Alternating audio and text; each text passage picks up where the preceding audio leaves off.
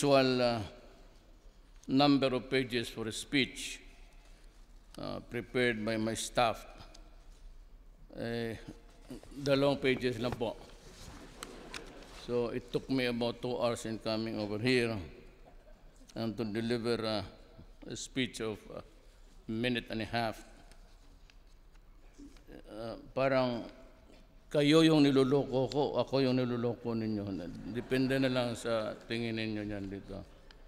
But maybe if we have time, this is a well-written speech, but there are so many things in my heart that I need to unburden before you. Alam mo, it's my first time na kakahilo pala itong puta. If it starts moving, ano ito? Kikita ko lang ito sa TV. And my experience with businessmen that I was invited during the campaign to talk before the illustrious idiots. Tapos sinabi ko na, ako pa naman, I'm just a probinsyano. I took up law to really specialize in criminal law. Kasi may inclination kasi ako ng criminal mind, so that I'd be better to assess myself when it is there. Sabi ko, I'm not a businessman. I've never been interested in business. All my life, I wanted to be a lawyer, just like my father, and a prosecutor. So right after I graduated, I went back because my mother was widowed very early in life. So I had to go home to help my mother run the business, and at the same time, had to stop for a while to help her tide things over. But I really was bent on taking up law, and totoo naman, ang mga subjects ko na matataas, even when I was a student, criminal law, pati nasa bar. So every time I'm, whether in Davao or anywhere, and for the first time in a big league like Manila, I'd always give them the warning that hindi po ako negosyante, at ayaw na ayaw ko yung, baski yung legal accounting. Bakit ba yung subject na maglagay ka dito, expenses, 500, debit, credit, 500. Ba't dubli-dubli na yung expenses, ilista mo, tapos yung gastos, ilista mo. So, I was never interested in that kind of hula-balo. So, doon sa, I won't mention the entity. Nag-warning na ako, na sabi ko, if you want to talk about criminal law, taxation maybe, dyan ako mahusay. Prosecution in court, I've been a trial lawyer for 10 years. Pero kung sa negosyo itong ganito, well, stocks, I have my corporation law kami. At nagturo ako minsan sa Davao, just 1 semester kasi hindi ko nagustuhan. And then I was talking about the typical Philippine scene and what ails this country. It's not only about money, it's about improving the landscape, improving the economic, social, and what is really pulling us down until now is the prevalence of corruption. Yun ang tinitira ko doon sa speech ko, that I was also worried about the drugs and the allied crimes na until now. Hindi pagkatapos ng speech ko, I was reading the newspapers the following day. At sabi noong presidente noong club na yon, I was just talking about business on the surface. Nothing about, alam mo, pag niyayaan mo ako, do not comment. Ngayon, ikaw dito, presidente ka ngayon, tapos tatanungin ka bukas, how did Duterte fare yesterday? Walang sinabi kung hindi yung krimen. No? Wala namang sinabing sa business. Sabi ko, putang ina mo, sinabi ko na sa iyo na hindi ako marunong. Ngayon, dadaldal lang nandyan, dadaldal. Putang, masampal kita. I told you so. I was very honest. I am really very honest. Why? Because I really find no objection in life to tell a lie. Yan ang sakit ko. Hindi ako magsinungaling. Ba't magsinungaling? Is there a duty, a mandate to me to lie? I'll just give you the truth and that's it. Yan ang nakuha ko sa nanay ko. Kasi nanay ko, pag hindi ka magsabi ng totoo, hindi maghinto ng palo. You just have to tell the truth. Grabe yun. Kaya kung buhay pa yun, demanda ko ng child abuse yun.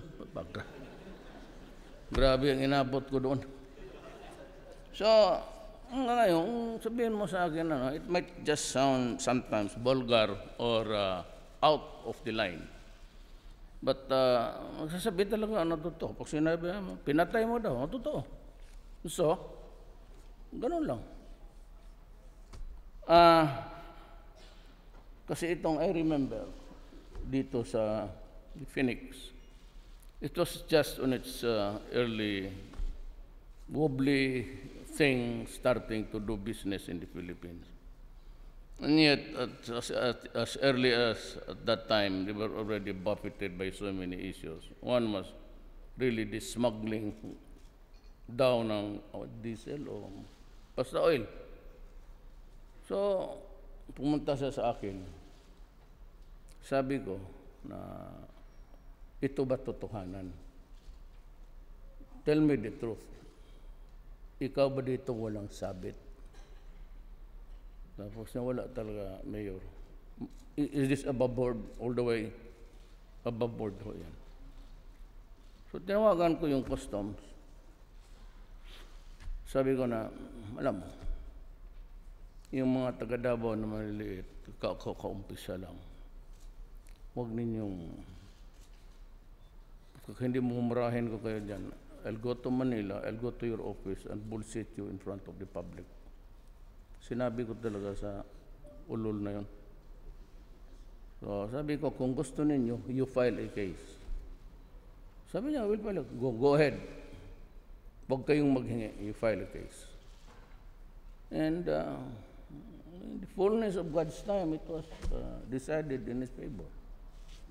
Kaya alam ko yung dito tayo sa shift sa corruption.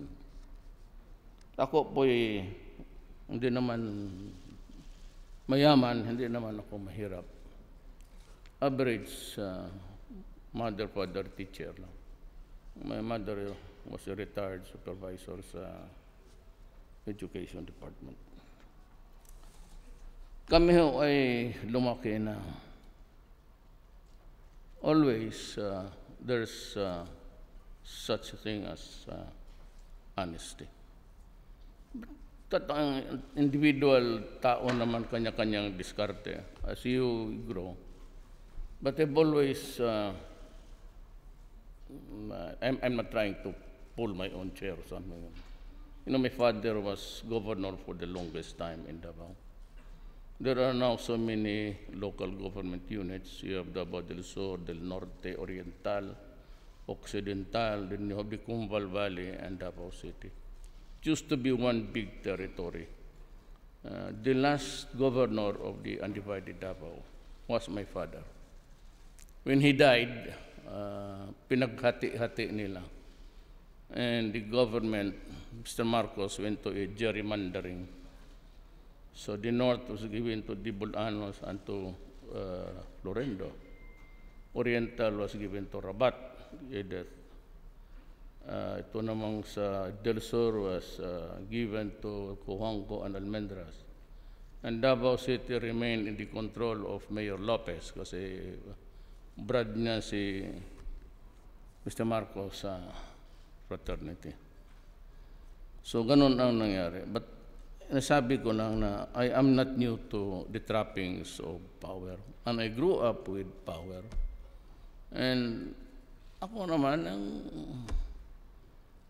And I am not really the most honest kung maghanap ka mo with a lamp light, malalampasan mo talaga ako. But I have the barest minimum of how it is to be in government. I took it after my father. So, nung mayor ako, I was mayor for 23 years in Davao. Yun talaga ang sinunod ko. I was a congressman for 3 years. And then a vice mayor to my daughter. Yung nanuntok ng sirip, si Inday. She's now back to being mayor. And she has, if she had not had the temerity to run also for mayor again, I would not be president.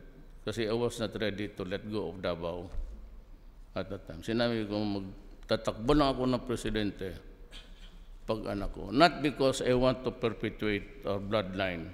It's not that. Pero kasi as they say in politics, it's all local. Alam mo, pag hindi mo talaga sigurado ang papasahan mo na tao, sayang yung pagod mo for 23 years na, from scratches, from a very topsy-turvy place. Davao is earning, would you believe it, 9% growth rate. Lahat naman kayo napuntan Davao. Tingnan ninyo Davao. See what, if people just obey the laws. But on the other side, yung sabi nilang dark side ko, which is really the brightest light for all of you, is I insisted on just, wag naman yung heaven, but the barest minimum of honesty in government. And I process papers for 3 days. Ako umpisa na. Kaya nga dito. Dito I'm applying appeal ako sa corruption dito sa gobyerno. But little by little, mayayari ko ito. I think what really pulled us down all throughout the years was corruption in government. Yan ang gusto kong mawala. Kaya ako, I'd rather na makilala ninyo ako or my aide or my co-workers in government na pag may kunting kalukuhan or if there's a shakedown there somewhere, and if you think that you can negotiate more fairly with government, do not enter into itong mga ito. Wala itong, yung iba dyan talaga magnanakaw. I formed a cabinet. 1 month after, I fired a director. I fired a cabinet member. In the cabinet meeting, talagang binulshit ko for being dishonest and lying to his teeth in front of me. That's what may goat. Harap-harapan na buying a fire truck in Austria for 18 million apiece. Tanga talaga ito. And I have been warning the cabinet not to use 16. Sabi ko, wag yan because napaka-corny niyan. Hindi lang ninyo alam, every time you get down there sa Makati, ang tao nakatingin sa inyo, kung mabasa mo lang yung isip nila, nasusuka. So, congressman, senator, bahala sila. Separate presidency, then you have the legislative, and then you have the judiciary. Dito na ako pwedeng makialam sa presidency. So lahat dyan na appointed ko, kaya kong paalisin anytime. Pero yung local government officials who are elected by the people, supervision lang dyan ako, not control.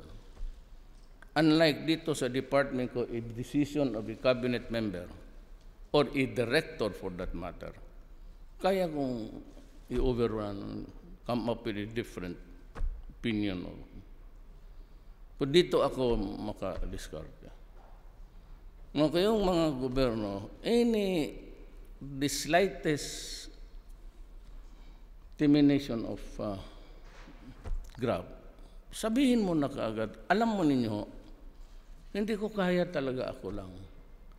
Ang makahinto ng corruption sa gobyerno, kayo lang, sa totoo lang. All you have to do is pag maghingi, sabihin mo lang, ito, bastusa na. Putang ina mo, bakit ako magbayad sa iyo?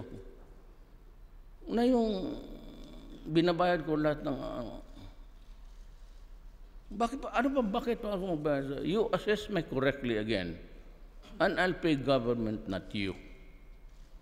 Yan kasi ang karamihan, pardon me, I do not want to offend anybody. PIR, customs. O sige, maghagel ka na lang.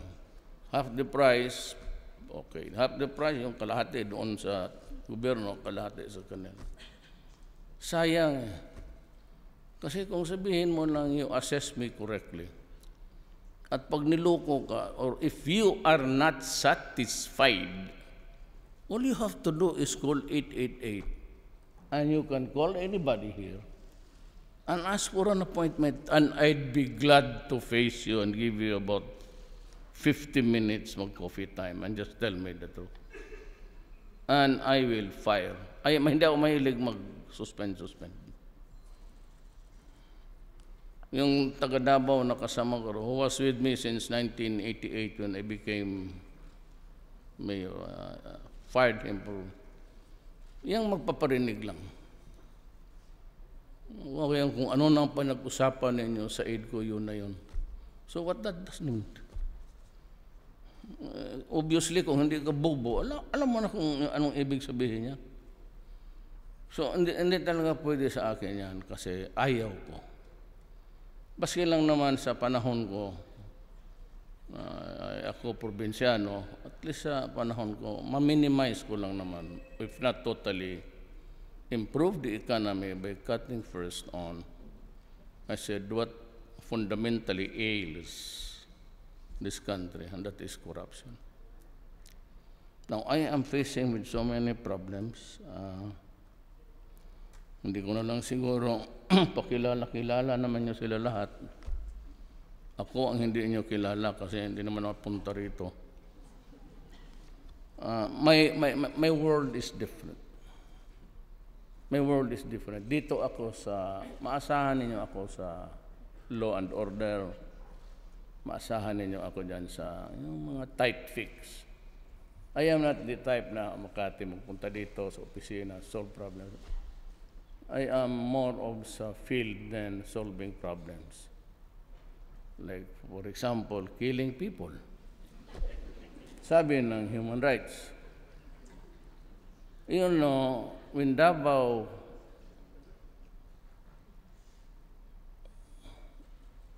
pagkatapos ng martial law was really very, very lawless.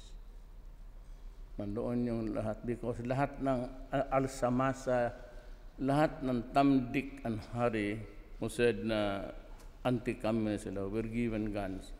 And I tell you for the first time, yung paltik na yun were manufactured inside military camps.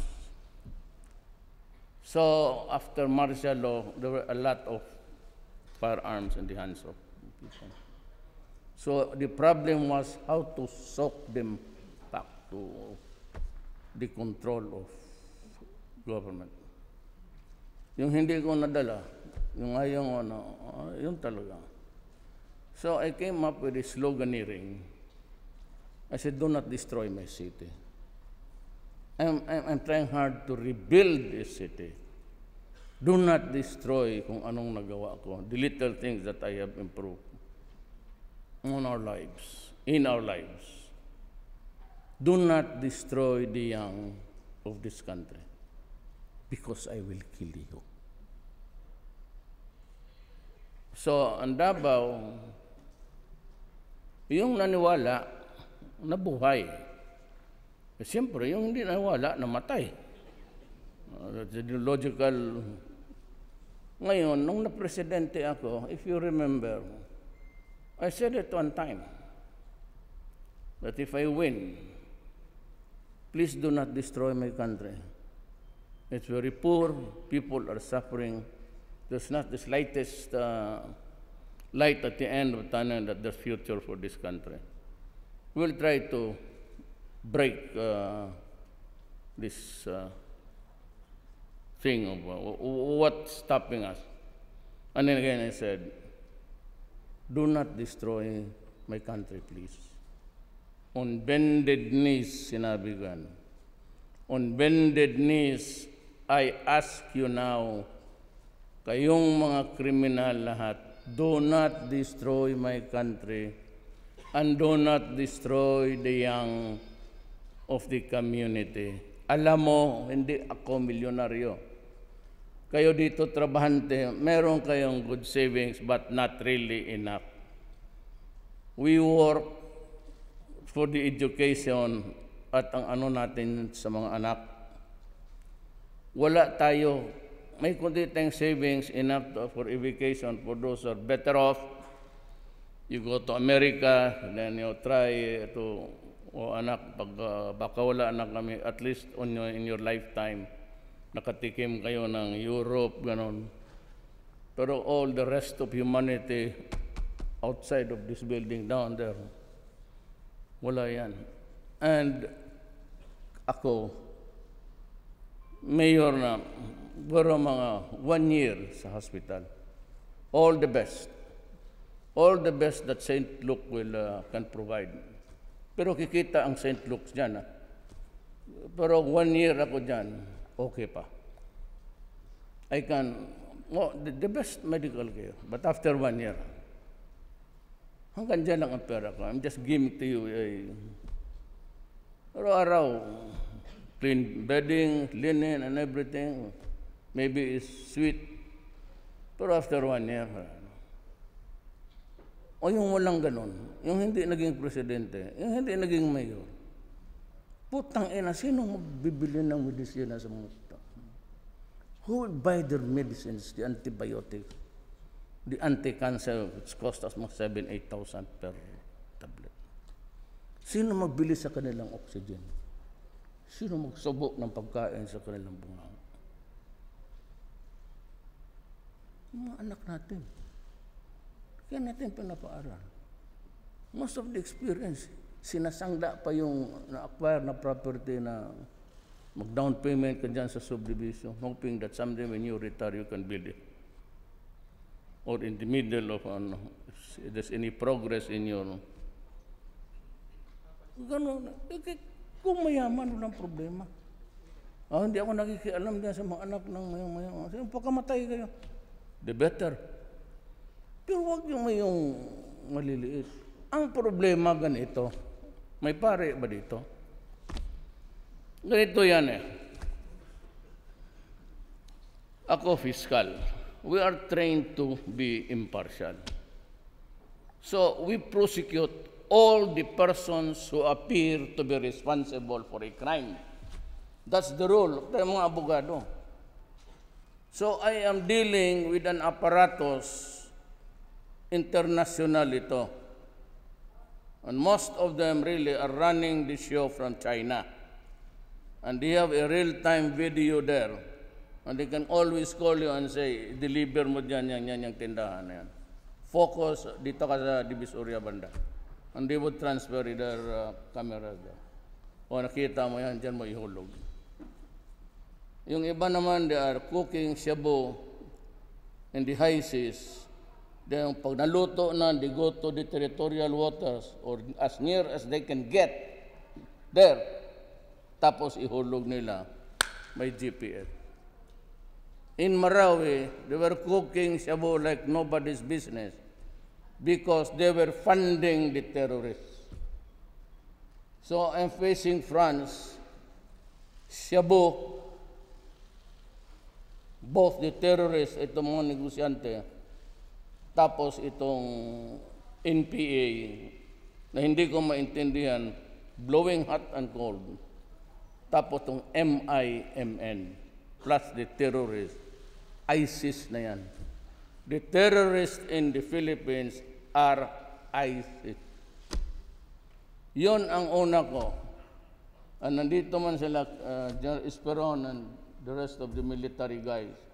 During the first command conference, when we were talking about so many problems of the Philippines, at the end of it, Speaker, sinabi ko, talking about drugs, but there is something looming ahead, the dark clouds of terrorism. Tanungin ninyo yan sila. Sabi ko, it will come. Prepare for that.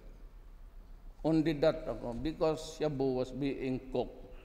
May oversupply na, hindi na ito maubos kung dito lang. Kasi yung kanila parang miso na eh. Talagang, parang nitong sa Arayat. Yeah, that's more sabi ko, do not destroy the young and do not destroy. Because, kung may Shabu dito, wala namang mag-distribute dito sa baba. Wala yan. Kung may mga distributor naman, tapos wala namang Shabu naluluto, wala rin yan. So it's an apparatus. The apparatus consists of the bullshit, the billionaires, and the poor ones in Tondo. What am I supposed to do? Because I have to destroy everybody. When you destroy an apparatus, you have to cut even the tentacles.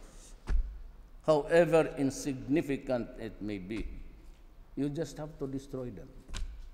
That's what I told everybody. I'm telling you now, and I'm sorry. Kung mahirap, ba't mo pinapahirap patay? Walang magawa. Yan nga ang ayaw ko sa trabaho ko. I have to kill everybody. Pero sino ba may gustong pumatay ng tao na walang kasalanan? That's why for the first time nakita ninyo, ako na yung politiko nagmura sa pinutang ina ko, pati yung mga obispo. Pati ako lang ang politiko nagmura. Diyan sa Inquirer na, diyan sa ABS, ang putang ina nyo magmukha kayong pera, letse kayo. Totoo naman. Ano man makuha nila sa akin? Sabi nga nila nung itong ABS, basura. Niwala sila kay Trillanes, isa pang hopeless. 211 million. Sabi ko, hindi totoo yan. Nung nagpresidente ako, sabi ko, sige, ako na ang presidente yan. Kalkalin ninyo ang buong Pilipinas. Bangko, pag may nakita kayo, baski kalahati, I will step down as president. Mahanap lang kayo baski kalahati niyan. Huwag nga kalahati. Bigyan mo 1/4 niyan. Pakita mo sa akin sa Bangko Sentral, itong putang inang amla na to, ba't tamad-tamad? Sabi ko, galing sa inyo yan, let's check kayo. Kaya galit ako sa mga hindi ko pa nakita. Nandito ba? Sampal pa kita. Mahilig talaga ako ng pal ng tao. Yan ang totoo. Do you like it or not? Ganon ako. Ngayon, ako na ang presidente, ako na nag-utos sa inyo. Sige, maghanap kayo dyan. Kaya ko magbastos ng tao kasi wala kang masilip sa akin. Babae. 3 lang naman yan. Baka yung presidente niya dito, 4 pa.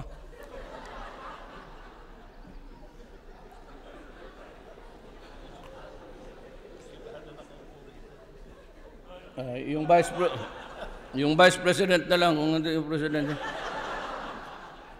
Sa drama, huwag na tayo magdrama. Lahat man tayo. We all have feet of clay. That's the problem. Nagaano ka lang, how deep you are stuck in that mud.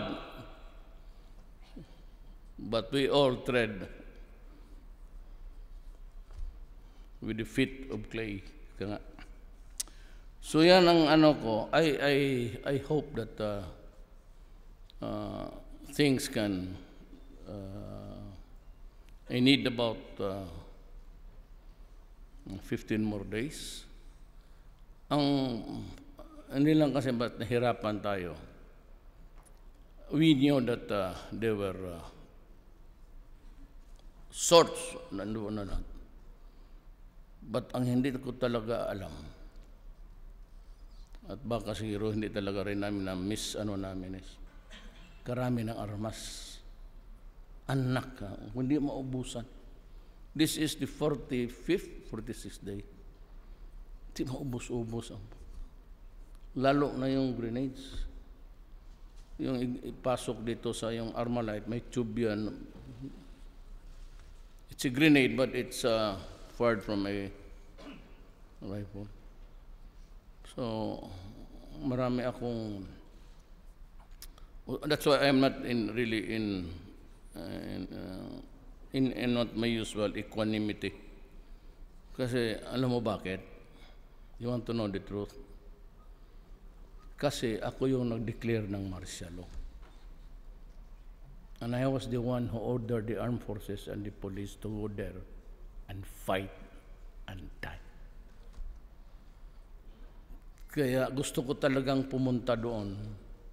The other day, I attempted again, but Marawi is always a rainy place.